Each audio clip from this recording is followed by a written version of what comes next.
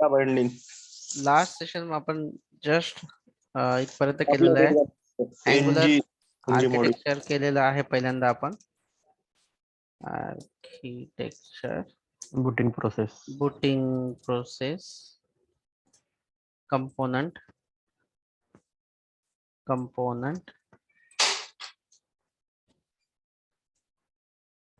Fourth मध्ये आपण data binding घेतलेला आहे. फिफ्थ मध्ये आपलं डायरेक्टिव्ह आहे. अँड सिक्स्थ मध्ये जे आहे ते आहे आपलं pipe. That's it. Module will finish. Module होईल हा फिनिश होऊन जाईल.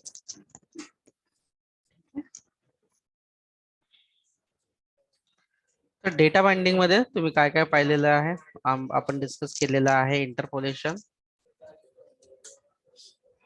Property binding attribute binding, attribute binding मध्ये same as property but bit different हा आहे की काही प्रॉपर्टी ज्या आहेत ते सपोर्ट करत नाहीत ओनली प्रॉपर्टी बाइंडिंगला. त्याच्या अगोदर आपल्याला ATT attribute and some like as a colspan हे आपल्याला यूज करावं लागतं. That's a reason. Then directive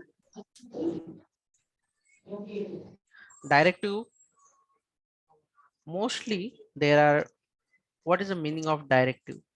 Directive is nothing but it directed or guide how display or how render the element that is called directives. याचा जो use है, इसका जो इस्तेमाल होगा डायरेक्टिव का, हम कि एलिमेंट को किस तरीके से, कौन से एलिमेंट हमें दिखाने हैं HTML के, कौन से एलिमेंट नहीं दिखाने हैं, या कोई एलिमेंट को डिलीट करना है या किसी को कलरफुल करना है. तो ये जो डायरेक्टिव्स हम लोग इस्तेमाल करेंगे मेनली इसके अंदर, अगर हम लोग डिस्कस करेंगे तो पहला जो डायरेक्टिव आ जाएगा, ये डायरेक्टिव होता है हमारा structural directive. Directive nothing but it helps to present or view data. जैसे है इसमें दो टाइप के जो है आपको डायरेक्टिव मिलते हैं मेन, जिसमें पहला है स्ट्रक्चरल डायरेक्टिव और दूसरा है एट्रीब्यूट डायरेक्टिव. दो तरह के जो है डायरेक्टिव आपको मिल जाते हैं.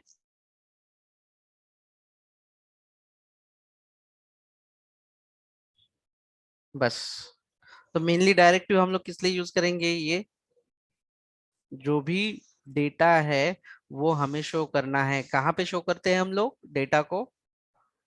कहाँ पे हम लोग दिखाते हैं? कौन से फाइल पे दिखाते हैं हम लोग डेटा या जो भी कुछ है आउटपुट?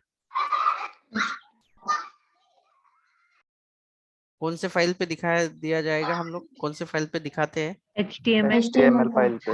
हाँ, तो HTML फाइल पे ही ये सारी डायरेक्टिव्स का हम लोग इस्तेमाल करने वाले हैं. और कितने टाइप के डायरेक्टिव है आपके पास? दो स्ट्रक्चरल एंड एट्रीब्यूट. स्ट्रक्चरल में आप लोग बहुत ही अच्छे से पहचानते हो कि कंडीशनल स्टेटमेंट जिसे आप कहते हो उसे हम लोग इसी में स्ट्रक्चरल डायरेक्टिव कहते हैं. तो कंडीशनल स्टेटमेंट में आप लोग बता सकते हैं क्या क्या आता है? जैसे कि इसके अंदर आता है if if else else, else, switch case else if ladder, और हाँ वही मानो, और फॉर. इसमें सिर्फ For for loop. Loop support करता है. तो स्ट्रक्चरल डायरेक्टिव आप लोगों को पता है. फॉर लूप क्या करता है आप लोगों को पता है? जी बिल्कुल सर पता है. स्विच केस Yes, क्या sir. करता है ये भी पता है. इफ एल्स क्या करता है ये भी पता है. और यही जो स्ट्रक्चरल डायरेक्टिव में है, ये थोड़ा सा सिंटैक्स जो है वो चेंज हुआ है. यहाँ पे स्ट्रक्चरल डायरेक्टिव जो होती है हमेशा स्टार्ट होती है एस्ट्रिक साइन से. Always always start with asterisk, यानी कि स्टार सिंबल से स्टार्ट होती है. और कौन सी है मैं लिख के भी दे देता हूं. एक नंबर पे है स्टार ng इफ. उसके बाद दूसरा है स्टार ng, या मैं कहूं इसे switch case, star ng switch. तीसरा है स्टार ng फॉर. ये मेन है. तो ng इफ आपको आना चाहिए, फिर ng इफ एल्स आना चाहिए, फिर ng स्विच केस आना चाहिए, फिर आपको ng फॉर आना चाहिए। और इसके बाद दूसरी जो डायरेक्टिव होगी वो होगी एट्रीब्यूट, और एट्रीब्यूट डायरेक्टिव जो है always always start with what, array bracket.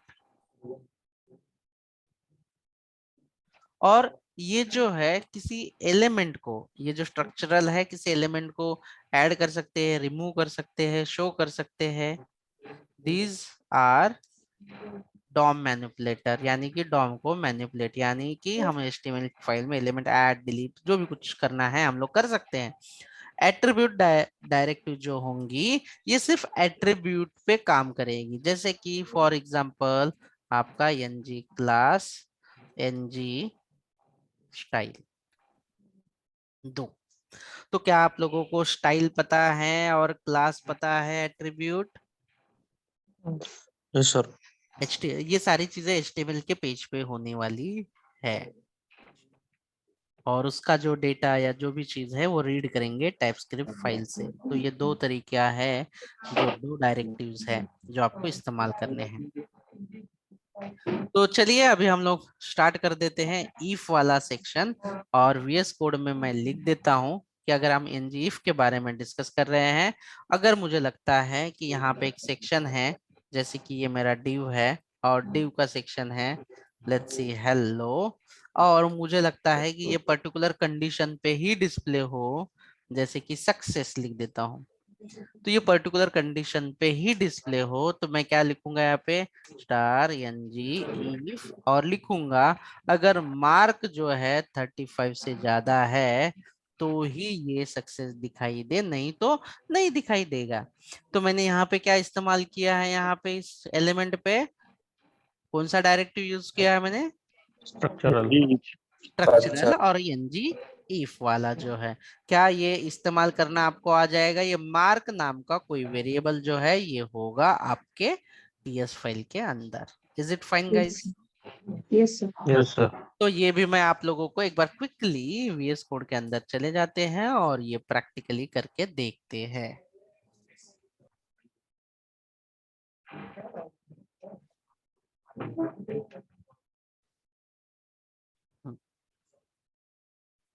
तो मैं यहाँ पे एक नया कंपोनेंट बनाता हूँ ताकि आपको प्रैक्टिकल एक अलग कंपोनेंट पे दिखाई दे और नीट एंड क्लीन हो।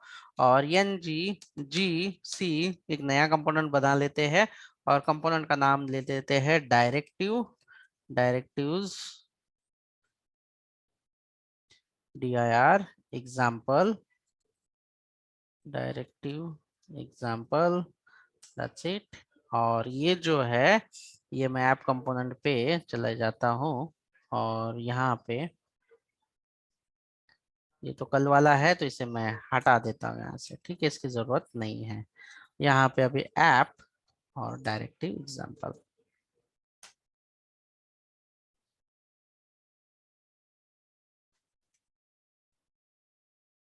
एनजी सौ तो किया है, एनजी सौ निकल गया है क्या?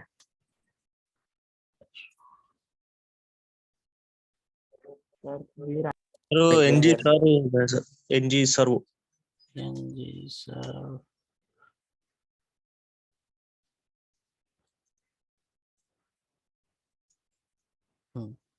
तो अब इसके अंदर हम लोग जो भी एग्जाम्पल होंगे वो हम लोग यहाँ पे करते हैं।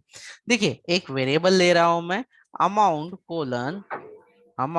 कोलन, और ये जो रहेगा ये होगा हमारा नंबर, ये होगा हमारा नंबर, और इसके अंदर हम लोग लेते हैं 200 लेट्स सी। और ये जो डायरेक्टिव में है, देखो डायरेक्टिव हम लोग कहाँ पे इस्तेमाल करने वाले हैं, कौन से फाइल पे यूज करने वाले हैं? डायरेक्टिव वाले। डायरेक्टिव, हाँ नहीं HTML। नहीं, .html फाइल के अंदर हम लोग इसे इम्प्लीमेंट करेंगे। जी बिल्कुल, यहाँ पे div लिख देते हैं, div, और यहाँ पे लिख देते हैं will buy बर्गर ना। और यहाँ पे अगर हमें ये डायरेक्टिव, देखो अभी नॉर्मली जो है ये डेटा एज इट इज दिखाई दे रहा है, लेकिन अगर मेरे पास 500 से ज्यादा हो अमाउंट, तो इसके लिए कंडीशन लिखने के लिए ng if, और यहाँ पे मैंने क्या नाम का वेरिएबल लिया है टीएस फाइल में? Amount Amount. Amount. अमाउंट। तो मैं यहाँ पे कंडीशन लगाऊंगा अमाउंट अगर ग्रेटर देन है 500 तो ही ये जो है ये दिखाई दे। इसका क्या एरर है? अमाउंट आपने वहाँ पे नहीं लिया ऐसा टीएस फाइल आपने में। अमाउंट की स्पेलिंग वहां पे गलत। यहाँ पे गलत है। देखो आप लोगों को तो समझ में आया है ना? अभी दिखाई दे रहा है क्या ये? नहीं, नो सर। नो। क्यों नहीं दिखाई दे रहा है? रीजन क्या हो सकता है उसका? अमाउंट 200 ली थी। 200। अगर मैं यहाँ पे 600 ले लेता हूँ तो क्या वो दिखाई देगा? यस। यस। यस। तो मतलब कंडीशनली इस तरीके से हम लोग HTML में भी कर सकते हैं। देखो हम कौन से फाइल में कर रहे हैं? HTML फाइल में। ये डायरेक्टिव का इस्तेमाल करके डायरेक्टली हम लोग HTML फाइल में कंडीशन लगा सकते हैं। नॉर्मल जावास्क्रिप्ट में आप ऐसे HTML के अंदर कंडीशन लगा सकते हो क्या डायरेक्टली? बिल्कुल भी नहीं। एंगुलर ये फैसिलिटी प्रोवाइड करता है, डायरेक्ट HTML में आप कंडीशंस लगा सकते हो। तो चलिए उसके बाद हम लोग क्विकली जो है दूसरा वाला अभी आपको दिखा देता हूं मैं। दूसरा जो है वो है हमारा ng स्विच। लेकिन उससे पहले मैं ng फॉर बता देता हूँ। ng फॉर ये किस लिए यूज किया जाता है? Repetitive task. Repetitive loop. Task के लिए। मान लेते हैं मेरे पास एक डेटा है। ये एरे नाम का डेटा है। इसमें पता है ना आपको एरे का डेटा होता है करके, और ऑब्जेक्ट भी है मान लो, या तो फिर आप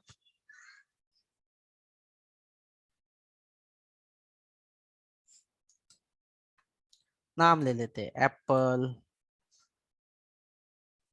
मैंगो, पाइन एप्पल, बनाना, ये नाम है। अभी ये सारे अगर मुझे दिखाने होंगे, कहाँ पे दिखाना है आपको? ये सारे HTML पे दिखाने हैं। ये आपके पास है मान लेते हैं। चलो कहाँ पे हम लोग लिखते हैं इसे? डायरेक्टिव पे लिखते हैं। क्या लिखते हैं यहाँ पे? सिंपली हम लोग यहाँ पे लिखेंगे fruits colon string of array and equal to array. तो ये एरे तो मैंने ऑलरेडी लिखा हुआ है, ये यहाँ पे ले लेते हैं। तो मुझे ये एरे का जो डेटा है सारा मुझे प्रिंट करना है। कहाँ पे प्रिंट करना है? वेयर? HTML पे। तो मैं HTML पे दिखा देता हूँ। जैसे कि H1 में ले लेना चाहता हूँ तो H1 में लिख दूंगा। तो आपको कैसे चलाना पड़ेगा? ये क्या लगाना पड़ेगा लूप के लिए? एस्ट्रिक ng फॉर इस तरीके से, और लेट जो फ्रूट है f ऑफ, और वो जो नाम है एरे का, क्या नाम था वो क्या नाम था? क्या नाम था? वेरिएबल का नाम क्या था? फ्रूट्स। Fruits. फ्रूट्स। यार बताओ मुझे, फिर अच्छा नहीं लगेगा। और एक एक वेरिएबल जो है वो किसके अंदर आएगा? जो वैल्यू है एक एक ये f के अंदर, और f को हम लोग इंटरपोलेट करके दिखा देते हैं।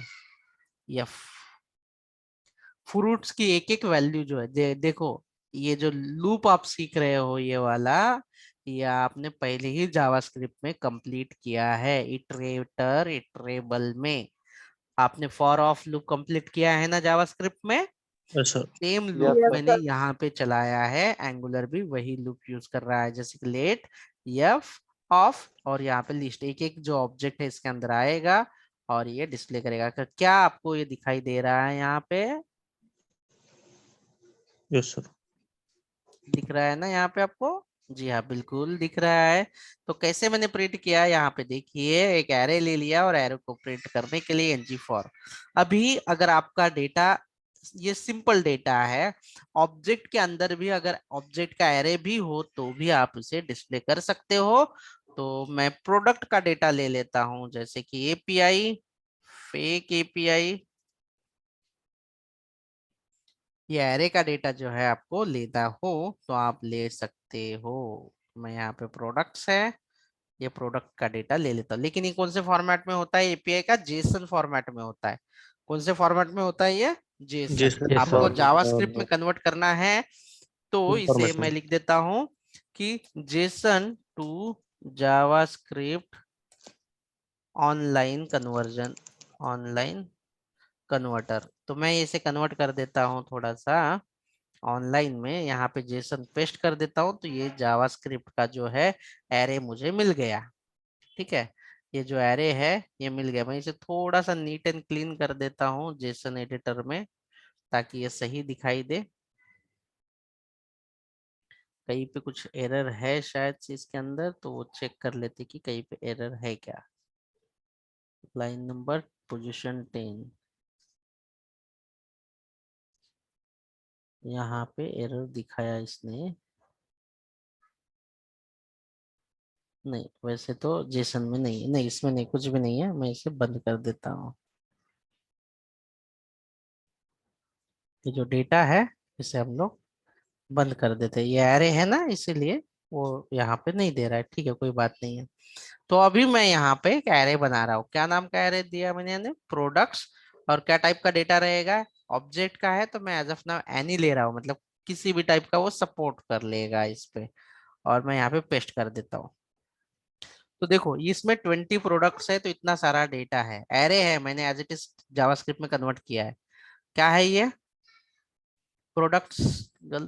प्रोडक्ट्स सही है। ये एरे आपको दिखाई दे रहा है? Yes sir sir. वैसे ही हमें कन्वर्ट करना रहता है सर वो। हाँ, आप कन्वर्ट करेंगे तो अच्छा रहेगा, क्योंकि वो टाइप स्क्रिप्ट में आप कैसे भी कर सकते हो, कोई फर्क नहीं पड़ेगा उससे। आप डायरेक्टली जेसन का भी कर सकते हो, लेकिन मैंने आपको कन्वर्ट करके दिखा दिया।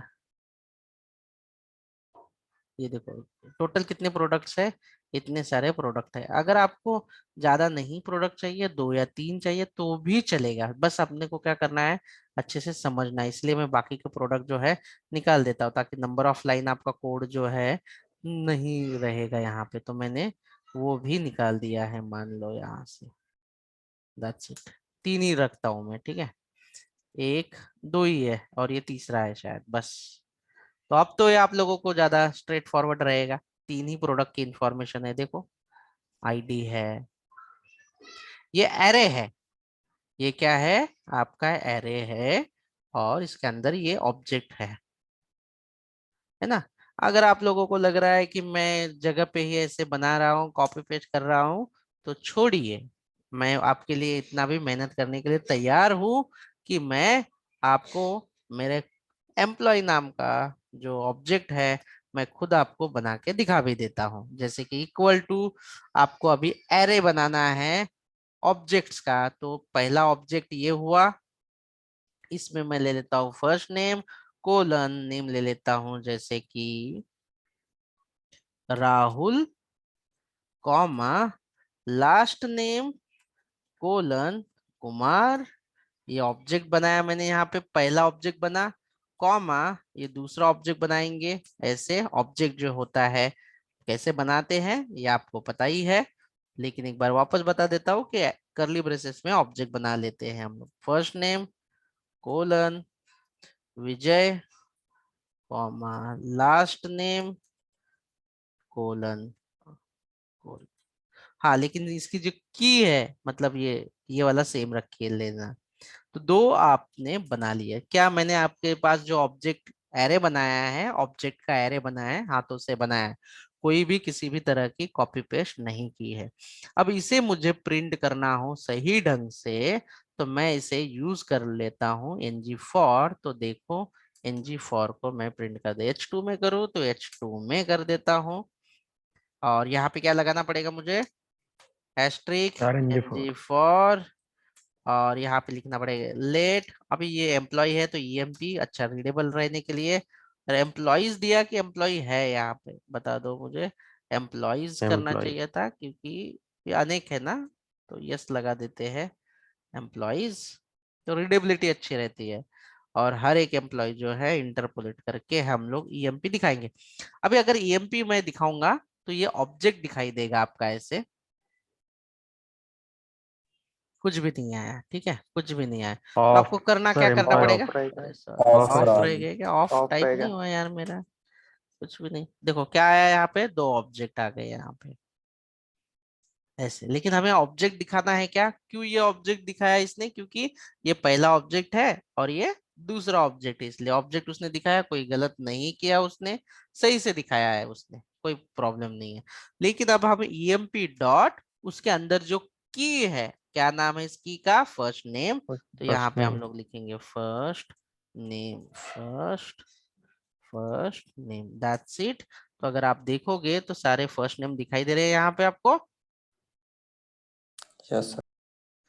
ठीक है, तो इस तरीके से आप आपका कोई भी डेटा है आप डिस्प्ले कर सकते हैं।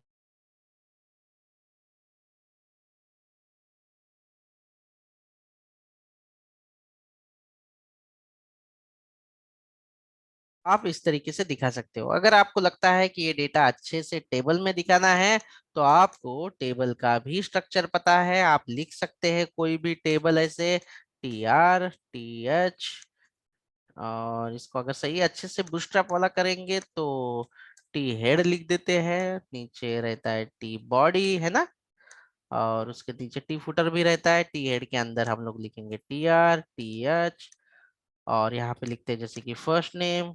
ये हम लोग एंगुलर पढ़ रहे हैं या ये मैं कोड कर रहा हूँ HTML का, HTML। HTML का कोड। ठीक है, TH लास्ट नेम, और निचले वाले जो बॉडी है इसके अंदर मैं और एक ले लेता हूँ TRTD, और दो TD लेना है, जैसे कि फर्स्ट नेम और दूसरा TD जो है वो लेना है लास्ट नेम। ये दो TD ले लिया मैंने। देखो ये कैसे दिखाई दे रहा है, अभी यहाँ पे कुछ नहीं दिखाई दे रहा है, टेबल भी नहीं दिखाई दे रहा है। मैं यहाँ पे बॉर्डर भी दिखा देता हूँ, बॉर्डर टू की बॉर्डर, बट नथिंग विल, इस तरीके से ये शो हो रहा है बॉर्डर के साथ। ठीक है, लेकिन मुझे अभी डेटा प्रिंट करना है तो मैं लूप लगा देता हूँ ये रो पे, जो बॉडी वाला रो है, ng फॉर, और कहता हूँ लेट emp ऑफ एम्प्लॉइज, और ये जो है इसे क्या करना पड़ेगा, मुझे बाइंडिंग करना पड़ेगा, मतलब मुझे इंटरपोलेशन करना पड़ेगा emp डॉट फर्स्ट नेम, इसे भी बाइंडिंग करना पड़ेगा emp डॉट लास्ट नेम। तो अब देखो कि आपको डेटा कैसे दिखाई दे रहा है, क्या डेटा आपको सही दिखाई दे रहा है अभी। Yes sir. तो लूप का इस्तेमाल आप लोगों को इस तरीके से करना है। उसके बाद है स्विच केस वाला part. Are you comfortable to go ahead? तो स्विच केस के लिए आपको जो आउटर एलिमेंट है, जैसे कि HTML में आपने ले लिया, ये आउटर एलिमेंट है मानो div, और इसके अंदर आप ULLI या जो आपकी जो चॉइस है वो ले सकते हैं। मैं यहाँ पे ना H1 ले लेता हूँ अलग से, जैसे कि 1। मैं यहाँ पे एक एग्जांपल बना देता हूँ कि अगर किसी ने A अगर प्रिंट किया तो एप्पल डिस्प्ले होगा, अगर B अगर दिया उसे, आपको तो पता है स्विच केस में क्या होता है, एग्जैक्ट मैच होता है। अगर A टाइप किया वहां पे तो एप्पल होना चाहिए, B तो बॉल, C तो कैट। इस तरीके से मैं अभी यहाँ पे कर लेता हूँ, या तो फिर लेट्स सी एप्पल H1, और इसे स्विच केस, पहले स्विच केस लगा देते हैं और फिर इसे कर लेते हैं। अभी यहाँ पे आपको करना क्या है, थोड़ा सा चेंज है, ng यहाँ पे लगाना है, प्रॉपर्टी बाइंड करनी है आपको स्विच, और यहाँ पे आपको टाइप स्क्रिप्ट में एक वेरिएबल लेना होगा। तो आप टाइप स्क्रिप्ट में जाइए और जो भी चॉइस है या कोई वेरिएबल है आपका, आप लिख सकते हैं, जैसे कि चॉइस और colon string, let's see equal to, अगर आपने a टाइप किया, लेट्स सी a वैल्यू है, तो ये जो वेरिएबल है चॉइस वाला, आप देख रहे हो ये वाला चॉइस वाला वेरिएबल है, और मैंने यहाँ पे लिख दिया चॉइस। तो ये हो गया आपका स्विच हो गया। अभी केस कैसे बनाएंगे हम लोग, तो asterisk ng case, switch case, switch case, इस तरीके से। अगर क्या इसके अंदर a आया, लेट्स सी सिंगल कोट में, अगर इसके अंदर सिंगल कोट में लिख देते हैं कि ए आया, लेट्स सी इसके अंदर ए आया, तो क्या आना चाहिए, ये कब मैच होगा, अब इसके अंदर ए आया तो क्या डिस्प्ले होगा, कौन सा कंपोनेंट दिखेगा, ये एप्पल वाला दिखेगा ऐसे। सर तो भी हमने आप एप्पल वहां पे दिया नहीं ना सर। ये देखो ना, ये तो दिखेगा ना, ये हमने एक पे लिखा है ऐसे, या जो भी आपका एक्सप्रेशन होगा वो आप यहाँ पे एक्सप्रेशन दे सकते हैं, आपको जो भी मैच करवाना हो तो इस तरीके से। तो वहां पे खाली चॉइस देने हैं, यहाँ पे हमें मेंशन करना है एप्पल बॉल ये HTML में। हाँ, नहीं ये मैच करवाना है आपको, आउटपुट ये दिखेगा आपका। अगर चॉइस में अगर ये रहा, ए रहा, तो ये वाला दिखेगा, मतलब ये वाला एलिमेंट तभी दिखेगा जब ये चॉइस मैच होगा कहीं से। जैसे कि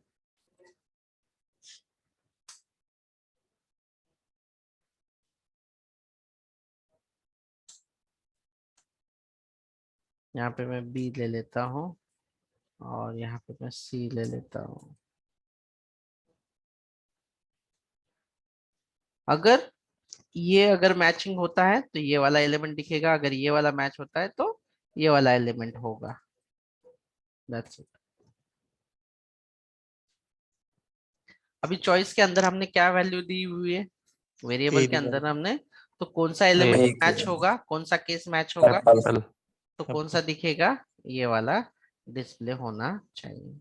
that's it, we have done the structural directive.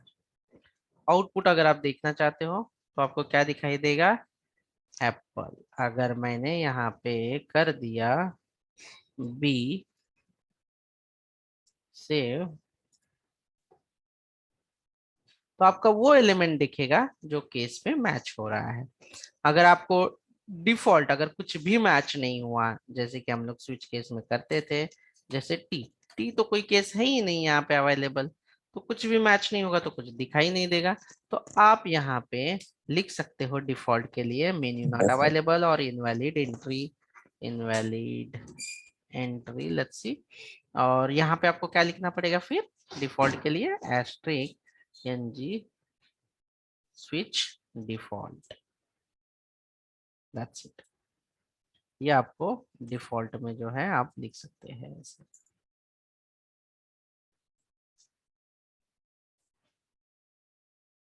That's it। अगर एक भी मैच नहीं होगा तो क्या मैच क्या आएगा यहाँ पे अब, इनवैलिड। Invalid enter.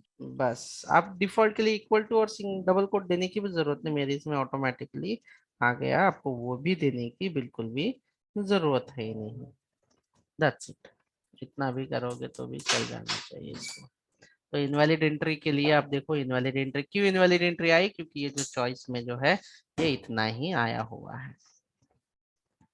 अब आपको लगता है कि नेक्स्ट है कि जो मैच हो रहा है, जैसे कि अगर मैंने यहाँ पे दिया है, ये आपने क्या पढ़ा है, स्ट्रक्चरल डायरेक्टिव। दूसरा है, दूसरा क्या है आपका, एनजी क्लास और एनजी स्टाइल। तो एनजी स्टाइल से शुरुआत कर लेते हैं। लास्ट सेशन में, मतलब जो बूटिंग प्रोसेस वाले सेशन में मैंने ये ले लिया था गलती से डेटा बाइंडिंग में, लेकिन ये था एट्रीब्यूट डायरेक्टिव वाला पार्ट, जिसमें हम लोगों ने सीखा था कि CSS कैसे इंप्लीमेंट करते हैं डायनामिकली इसके ऊपर HTML के लिए। तो जैसे कि H3 लिख देता हूं मैं, H3 या H3 लिखने के बाद पास, और यहाँ पे लिख देता हूँ H3 फेल। तो मुझे पास एंड फेल जो है, अगर ये पास एंड फेल जो है ये लिखना है मुझे, पास एंड फेल्ड, लेकिन कंडीशन पे रहेगा। तो मैं यहाँ पे क्या लिख देता हूँ, एक वेरिएबल निकाल लेता हूँ, mark colon number equal to 45, ऐसे मैंने लिख दिया। तो मैं यहाँ पे लिख देता हूँ कि ng if मार्क अगर 35 से ज्यादा है तो ये दिखना है। एल्स के लिए आपको ये वाला दिखाना है, लेकिन एल्स के लिए आपको कंपलसरी जो है आपको लेना है टेम्पलेट, एनजी टेम्पलेट, और जो भी डेटा है ना ये इसके अंदर लिखना है आपको। ये मैं आगे आपको टेम्पलेट कंटेंट प्रोजेक्शन में दिखा दूंगा, आगे है ये टेम्पलेट का क्या मतलब है, लेकिन ये एज ऑफ नाउ लिख दो। और यहाँ पे हैश कोई भी आईडी दे दो, जो भी देना है, मैं FL दे देता हूँ। और यहाँ पे आप लिख सकते हो एल्स FL, यानी कि अगर ये कंडीशन ट्रू होती है तो क्या डिस्प्ले होगा, ये वाला एलिमेंट, पास वाला एलिमेंट जो है H3 डिस्प्ले होगा, एल्स जिसका IDFL है वो वाला डिस्प्ले होगा। तो देखिए मैंने इफ एल्स का भी इसके अंदर कवर कर लिया है एक। तो अभी ये क्या दिखा रहा है आपको, पास दिखा रहा है, बिकॉज ऑफ व्हाट, कि मार्क की जो वैल्यू है ये क्या है आपकी 45 है। अगर मैं 4 कर दूं तो ये क्या दिखाई देगा, फेल्ड दिखाई देगा। लेकिन अभी मुझे क्या करना है कि कलर भी चेंज करना है। अगर ये जो है, अगर ये पास होता है तो इसका कलर भी जो है मुझे चेंज करना है। तो इसके लिए हम लोग क्या लिखते हैं, एक सिंपल सा कोड लिख सकते हैं जिसके अंदर हम लोग ये भी लिख सकते हैं, दूसरा वाला एक एट्रीब्यूट जो है हम लोग लिख सकते हैं यहाँ पे, कि अगर ये हो रहा है, अगर ये पास है तो इसका कलर ये होना चाहिए। तो हम जो है क्लास बना लेते हैं CSS के अंदर, दो क्लास, एक है पास नाम का या सक्सेस नाम का, जिसका बैकग्राउंड कलर जो है हम लोग करेंगे ग्रीन, और दूसरा जो है फेलियर या फेल्ड नाम का लिखेंगे, जिसका बैकग्राउंड कलर जो है वो कर लेंगे रेड। तो अब जो है मैं यहाँ पे अगर डायरेक्टली अगर मुझे इम्प्लीमेंट करना है तो सिंगल कोट में सक्सेस लिख सकता हूँ ऐसे। तो देखो यहाँ पे उसने फेल्ड है, और यहाँ पे भी ये जो क्लास है वो भी हम लोग लगा सकते हैं, जैसे कि बाइंड कर लेते हैं ng क्लास और सिंगल कोट में फेल्ड। क्या दिया इसको अभी, फेल्ड दिया है। अगर इसके जो मार्क्स है डिपेंड ऑन टाइपस्क्रिप्ट के जो मार्क्स है, अगर मैं 46 कर देता हूं तो क्या हुआ, तो इस तरीके से आप क्लास को भी बाइंड कर सकते हो। तो ये था आपका एट्रीब्यूट बाइंडिंग वाला पार्ट। अगर आपको लगता है कि नहीं मुझे क्लास नहीं लिखना है, या मेरा बहुत शॉर्ट है, जो क्लास लिखने का टाइम नहीं है, या सम कंडीशन में सिर्फ थोड़ा ही CSS इम्प्लीमेंटेशन है, तो उस समय पे आप लोग उसे क्या कर सकते हो, क्या लिख सकते हो उस समय में, ng स्टाइल लिख के आपका जो भी है वो कंप्लीट कर सकते हो। जो स्टाइलिंग आपको देना है, आपको क्लास नहीं लिखना है। तो ध्यान रहे जब आप ng स्टाइल लिख रहे हो तो कंपलसरी डबल कोट के अंदर करली ब्रैकेट ओपन क्लोज करना है, सेम एज इट इज यही पे भी ऐसे करली ब्रैकेट। और जो भी आपको प्रॉपर्टी लिखनी है ये सिंगल कोट के अंदर लिखनी है, जैसे कि बैकग्राउंड, या मैं सिंपल ले लेता हूँ कलर कोलन उसकी जो वैल्यू है जैसे कि ग्रीन, तो मैं यहाँ पे ग्रीन कर दूंगा। सिंगल कोट में यहाँ पे इसका भी कलर जो है वो कर देता हूँ सिंगल कोट में ही रेड। तो अगर आप इसे देखोगे तो इसका जो कलर है वो हो चुका है ग्रीन। अगर सिंपल सा कहीं पे ng स्टाइल लिख के आपको इनलाइन CSS लिखना हो, कौन सा, इनलाइन CSS अगर आपको लिखना हो तो आप सीधा ng स्टाइल प्रॉपर्टी को बाइंड करके लिखना स्टार्ट कर सकते हो। और आपको जैसे कि आइडिया है कि कोई कलर का कोड अगर आपको TS फाइल से लेना हो तो टेक्स्ट कलर ब्लू, अगर आपको ये यहाँ से लेना है स्ट्रिंग, अगर यहाँ से आपको लेना है तो आप यहाँ पे जो है सिंगल कोट के बजाय यहाँ पे लिख सकते हो डायरेक्टली, डायरेक्ट लिख सकते हो यहाँ पे, सिंगल कोट क्यों निकल गया इसका, यहाँ पे डायरेक्टली आप लिख सकते हो टेक्स्ट कलर ऐसे। ये मेरे इसमें जो है CSS ऑटोमेटिकली वो चेंज हो रहा है, बट वो सिंगल कोट में। तो इस तरीके से आप लिख सकते हो। फेल के लिए भी आप जो है TS में उसका नाम दे सकते हैं, फेल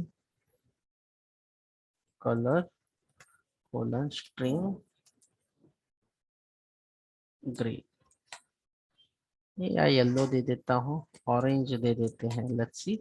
अगर आपको यहाँ पे भी डायरेक्टली अगर ये नहीं लिखना है, डायरेक्ट प्रॉपर्टी लिखनी है, ऑरेंज आप इस तरीके से भी लिख सकते हैं। मेरे यहाँ पे वो डायरेक्टली ले रहा है ऑटो सेव्ड में, तो अभी वो तो फेल नहीं हुआ है इसलिए वो कलर ब्लू ही दिखाई देगा। फेल करने के लिए आपके जो मार्क्स हैं वो कम होंगे ऐसे।